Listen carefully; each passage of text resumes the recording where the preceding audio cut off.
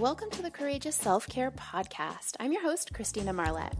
On this show, we talk about self-care that is both external and internal. So we talk about self-care that can make a tremendous difference in your energy. Most people have just heard about external self-care, the stuff that you do to your body and to the outside of you.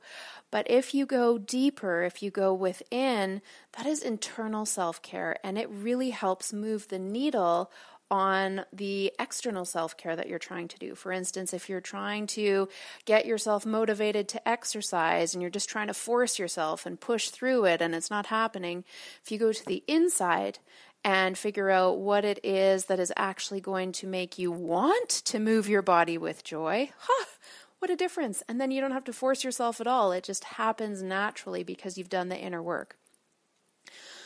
This month on the podcast, I am focusing on one of the 12 foundational skill sets of courageous self-care. So there are 12 different ways that you can go within.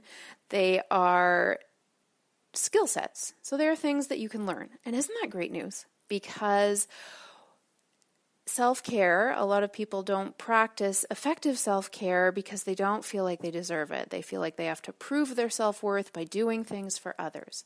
But when you think of self-care as a skill set, everyone can learn new skills. In fact, that's what our brains actually love, is novelty.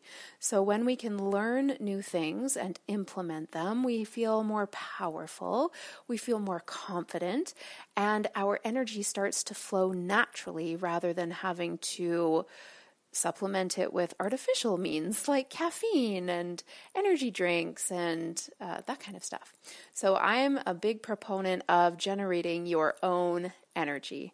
I have always been on a quest to cultivate more energy from the inside that flows or that overflows so that I can give to other people from a place of fullness and love rather than bitterness and resentment and anger, because people can definitely feel the difference. It wasn't until I started practicing what I call courageous self-care that I started to get this overflowing energy. And then I started hearing comments like, Christina, you have so much energy, or you're so nice to be around. I just want to be near you because your energy is so great. And that's because I've consciously worked at it. The topic of the month, the foundational courageous self-care skill set that we're focusing on this month, is connection, getting connected. So in previous episodes, I talked about getting connected with your body and also getting connected with what's inside of you. This time, I'm talking about how to courageously connect with others. So let's get into that.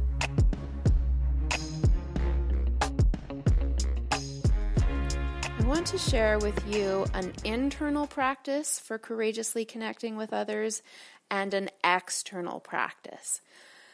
I used to suffer and struggle with a lack of connection to others. I just felt really different and I didn't have the connection that I saw other people having, apart from my husband and my kids. Very connected to them, but for a long time I just I felt like people were only interested in the superficial and didn't want to go deeper. And so I was even willing to walk on fire, burning embers with my lily white soles of my feet to put out there that I wanted deeper connection in my life. Since then, that was a bunch of years ago, maybe, getting close to, 6 or 7 or 8 years ago, which doesn't matter to you at all, but anyways, I walked on fire to feel more connected. And then magically things started to open up and I started to learn what it takes to be connected. And it wasn't that other people were doing something wrong. It was that I was closed off. In fact, I had a wall around my heart. So that's pretty hard for people to connect through a stone wall. All right. So I want to share with you 2 different things that have made a huge, huge, huge difference for me. First, the internal. Mark Twain says that connection, or no, he does not say that. Mark Twain says that comparison is the death of joy. I use that line so often with my kids because I notice in them, as with me, it is very natural to compare ourselves to others. For my kids and for the older version of me, the old-fashioned version of me, connection or comparison was basically how I related to others. Oh, and just before I go any further, I want to mention that I was reading a book recently. I am reading a book, and it's called The Courage to Be Disliked. Fantastic book. It's written by 2 Japanese men. And in this book, the premise is that every single one of our issues in life comes from interpersonal relationships. Isn't that interesting? If you think about it, every single issue we have is because we live in a world with other people, and it's how we're relating to them or not relating to them. It affects everything. We are not designed to live alone. It just wouldn't work. And so every single issue is interpersonal relationship stuff. And this is where connection comes in. So I wanted to throw that in there because it's an interesting idea. When you start to notice it in your life, it really rings true. And connection, getting connected, is a solution for these interpersonal relationship issues. So comparison, back to comparison. I got interested a few years ago about why I was comparing myself to others and why as human beings we do that. And when I get interested about something, I like to go to the root of a word, the etymology, because words come from ideas from often a long time ago. And we tend to use words in different ways and modernize them, and meanings change. So I was curious about the meaning of the word comparison. Guess what? It is so interesting. Comparison comes from the original idea of wanting to pair or to match. Isn't that interesting? So we're comparing not because we want to create separation. We're comparing because we want to see how we can match someone else. So this practice that I'm going to share with you, this internal practice, completely flips comparison on its head. Here's what you do.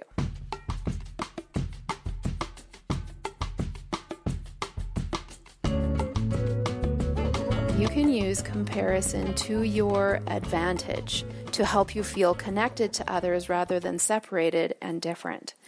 So usually when we compare ourselves to others, we're noticing how we're different and how we are less than the person we're comparing ourselves to. Here's what you're going to do. Instead, when you notice yourself comparing yourself to someone else, catch yourself, and instead of creating separation and distance, flip it to seeing how you match that person. So let's say you're comparing yourself to someone you see in a magazine. You think, oh my gosh, she is so much more beautiful than me. Look at her nose. Her nose is gorgeous. My nose is ugly. Look at her clothes. They're so pretty. I don't have that kind of wardrobe. I bet she's rich. I'm not rich. So those are all thoughts that are bringing you down, and they are creating distance and separation between you and the stranger in the magazine. Instead, you're going to look for how you match. So it might start off with really easy things like, how am I similar to this person? Well, this person has really nice skin, and I have really nice skin. This person looks good in yellow. I'm one of those people that looks good in yellow. The person in the magazine has long hair. I have long hair. So you're just going to flip it, instead of creating that separation and distance, to how you're similar. And it will work every time, because instead of making you feel disconnected, this habit of comparison, which I think is a natural human tendency. I certainly, at one point, I tried to stop comparing myself to others, and it just didn't work. I worked at it. It didn't work. So this strategy actually makes a huge difference, and it's easier because if I notice myself comparing, I don't have to chastise myself and judge myself. Oh my gosh, I'm doing it again. No, it's that I can compare myself and feel connected with noticing how I match with that person. So another example might be, I notice that in my business and my work with Courageous Self-Care, I often compare myself to other entrepreneurs and other creatives and other people who are doing things like me. And often it starts out with, oh, they're so much further ahead than me. Hey, hang on. How am I similar to this person? And then I look for the reasons. I would say at least 3. And it will completely shift your mindset. You will feel connected rather than disconnected. It works so well. So you need to notice that you're comparing, and then you need to flip it on its head and instead see how you match that person, how you can become a pair of connected people by similar traits. That's gold, I'm telling you. It's gold. So that is the comparison trick. It will help you courageously connect with others. And it's courageous because it's not the norm. It's building a new habit. It's flipping something completely upside down or sideways and approaching it from a completely different way. That takes courage because we tend to be connected to our habits. We want to create new patterns and new habits and new neural pathways, and that is done with courage. Okay. Now we're going to go to an external example of how you can courageously connect with others.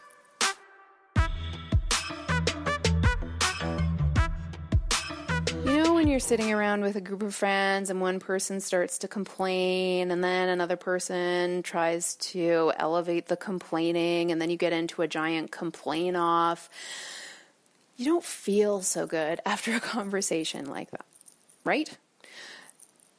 A way to help you feel more courageously connected with others is to elevate the quality of your conversations. This takes courage because when groups of people get together, even pairs of people get together, the tendency is to go to the negative. This happened. Oh my gosh, this happened. This terrible thing. Oh, well, my thing was worse. And we get into this complain off. You don't feel good, and it doesn't really help you feel connected to other people. So this takes courage because having elevated conversations is not the norm. When I first learned about this idea, it took me a while to work up my courage, even in my family setting, to start asking better questions. But the result is totally worth it. So here, we don't want to have low-grade conversation because it leads to low-grade connection. We might feel connected a little bit because we're both going through hard things, but what will help us feel a heart-to-heart connection and get that oxytocin flowing, which is the hormone of connection and love, is really getting to know people from a positive standpoint. So here's a couple of examples of elevated questions. What's the best thing that happened to you this week? I've even asked that one to strangers, and they pause and they say, wow, no one's ever asked me that before, or, let me think. Sadly, a lot of people say, nothing good happened to me this week. So then you have to try again. People are not used to thinking about these big heart-to-heart questions. Or you could say, what's something interesting that happened for you this week? Another great example of a question that stimulates high-level conversation that will give a heart-to-heart connection. Or this one. I've asked this question on numerous occasions, starting with my family in a safe environment, like around the dinner table and getting everyone to answer, or and then with friends and acquaintances. And oh my gosh, it is such an amazing question. So, when was a time that you felt most loved? Can you imagine how great the conversation is? And I've had people even say, you know, that question you asked me that time that we ate together and we talked about the time that we felt most loved, I've been thinking about that ever since. and it's really made a difference in my life. Isn't that a great question and a great result of courageously asking that question? So if you're anything like me, it does take some courage to ask these different questions. They're coming from a different approach. But I'm telling you, the heart-to-heart connection, like I can think back to specific times when I've asked this question and the answers that people give and their eyes start to glow, and it's just such a juicy, delicious connection. Another question is, what's something that you're really grateful for right now? See the difference of having a complaint off versus focusing on these really deep, profound questions that connect us to the energies that we want to be connected to. Abundance, gratitude, love, great things that are happening to us. Anytime a conversation starts to take a dive, you can say, hey guys, it seems like we're getting into some really negative energy, or if that's not your language, I'm tired of complaining. Why don't we talk about something that makes us feel good? I heard about this question that we could all answer. You want to try it? And that's how you can introduce it in a way that levels the playing field and doesn't make you feel quite so weird. So those are 2 ways that you can courageously connect with others.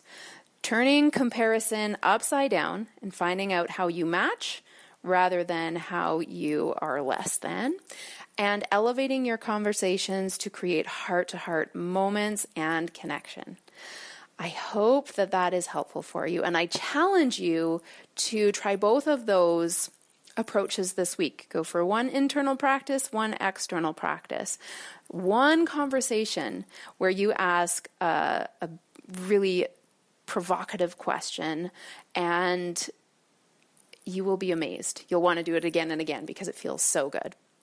So I hope this was helpful for you, and I would love if it was helpful for you, if you enjoyed it, or if you love the podcast, leave a review. That would be amazing. You can leave a comment, you can share it with a friend, and that all helps the word get out about this podcast. It's being listened to all over the world. So hello, all over the world. Thank you for listening. I'm so grateful for you. I also want to leave you with a resource, the self-care style quiz. If you go to selfcarequiz.com, it's in the description for this podcast. You can click on that and find out your self-care style. It is so fun to take quizzes, but more importantly, it is the greatest journey we go on is that of self-discovery, and that's why we like quizzes so much. We can learn about who we are, how we're showing up. If we love what we uncover, fantastic. If we notice there are some ways to shift, that is great information too. So I invite you to take that quiz, and I'm so grateful to you for listening. Thank you very much. I look forward to connecting with you again next time. Bye-bye for now.